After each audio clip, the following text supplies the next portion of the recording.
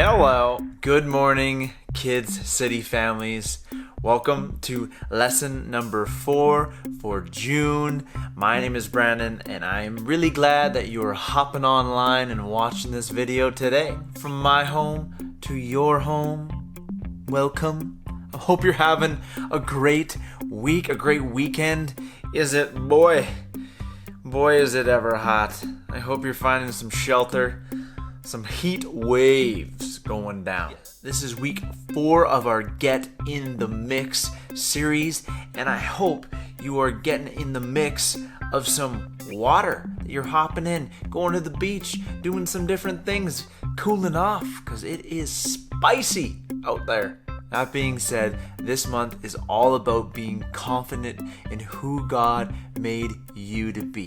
We want you to see how He made you uniquely, and that He has a plan for your life, and it is time to jump in and to go for it. We've been talking a lot about music and how it can encourage and uplift us. We've been looking at different stories in the Bible of how God has inspired people to be who He made them to be.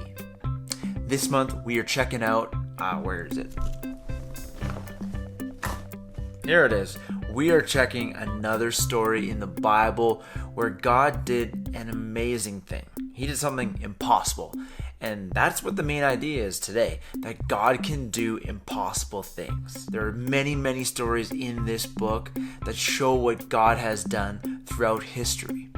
And we can look at these things and have confidence in what He's going to do. And even when things look impossible or things look tough in our lives and we're not sure if we can make it, He could help us. So why don't we check out the memory verse for this month, and then we can hop on into the story. Let's go! Here is something I am still sure of. I will see the Lord's goodness while I'm still alive. Psalm 27:13. The Bible. It's 66 books of history, stories, letters, and poetry that fit together to form God's one big story. The epic adventure of how He created us and loves us so much that He made a way to rescue us. As we travel through the Bible, from Genesis to Revelation, we discover people who met God and found their lives changed forever. Now, for an amazing story, inspired by the book of 1 Kings. Chapter 18. Israel was ruled by many kings who didn't listen to God, but King Ahab was the very worst. He even built a temple to a false god. Everybody worship Baal. He is very great because, I don't know, he can make it rain and stuff. Woot! But the Lord sent a prophet named Elijah to deliver a message to King Ahab.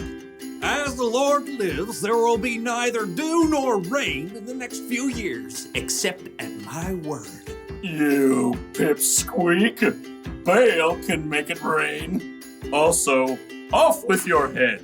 Elijah quickly departed the palace, and at the Lord's direction, he escaped and hid east of the Jordan River. For 3 years, there was no rain in Israel. Impossible. I won't allow it. Baal, make it rain this instant. Crops failed, rivers and brooks dried up. King Ahab was desperate. In fact, his wife Jezebel even hunted down most of the prophets of God that were left in Israel. Off with their heads. But through it all, God provided food and water for Elijah. In the 3rd year of the drought, God spoke to Elijah again. Go, speak to Ahab. Then I will send rain on the land. You do realize he wants to kill me. Okay, here goes. As Elijah traveled to the palace, he met King Ahab on the road. Is that you, you troubler of Israel? I haven't made trouble for Israel. You have. Yeah, well, I'm rubber, your glue. Whatever you say bounces off me and sticks to you. You've abandoned the Lord and followed Baal. What else? He's more popular. You want a showdown? Fine. Gather all the people and meet me on Mount Carmel. And bring all the prophets of Baal. Oh, you're on. King Ahab sent a message throughout the land, and the Israelites gathered on Mount Carmel, along with 450 of the prophets of Baal. How long will you go back and forth between two opinions? If the Lord is God, follow him. But if Baal's God, follow him. I'm the only prophet of the Lord left, but Baal has 450 prophets. Hey, get 2 bulls for us. Let Baal's prophets prepare one of the bulls and place it on an altar to Baal, but not light it. I'll put the other bull on an altar to the Lord. The God who answers by fire, well, he is God. What you say is good. The prophets of Baal prepared a bull as a sacrifice and placed it on the altar to Baal. Baal, this is for you. Light this bull on fire. Hey, Baal, answer us. From morning until noon, the prophets of Baal danced around the altar, calling on their false god. Hey, shout louder. Maybe he's asleep or on a trip. The prophets of Baal danced harder and shouted louder all through the afternoon, but there was still no answer. At last, Elijah stood up. Enough! Come here to me. Elijah took 12 large stones and rebuilt an altar to the Lord. Then he took the bull and sticks of wood and placed them on the stones and dug a deep trench around the entire altar. He turned to several of the Israelites and said, Fill 4 large jars with water and pour it on the offering and the wood. You do know wet wood doesn't burn, right? Just do it. Now do it again. Do it a 3rd time. The wood became so wet, water even flowed down the altar and filled the trench. Lord, the God of Abraham, Isaac, and Jacob, let everyone know that you are the one true God. Answer me, Lord, so these people will know that you are God and that you are turning their hearts back again. There was a long moment of silence. Everyone waited, breathless. And then, fire fell from heaven onto the altar and instantly burned up the wet wood and the sacrifice, even licking up the water in the trench. The people fell on their faces. The Lord is God! Terrified, the prophets of Baal tried to escape, but were captured and wiped out. Elijah turned to King Ahab. Go, eat and drink, for there is the sound of a heavy rain. Though the sky was completely clear, in a short time a tiny cloud appeared. More clouds joined the first. They turned dark and black.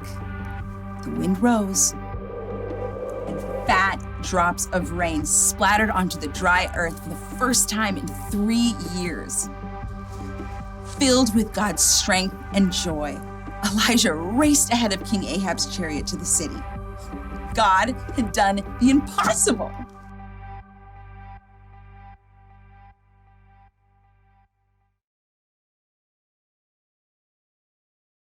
Music can help when you need a boost, but if you really want to know how to deal with the impossible, you should read the Bible. The things that seem impossible to us are totally possible for God.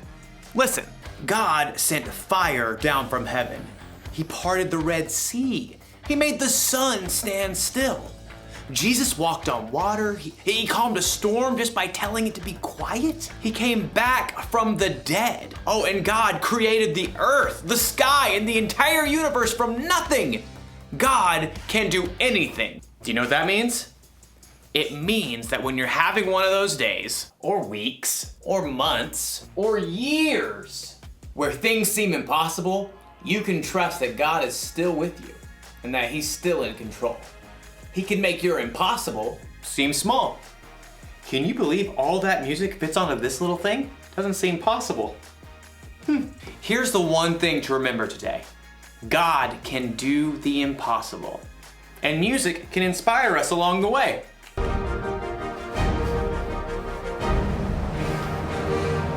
I'll see you next time.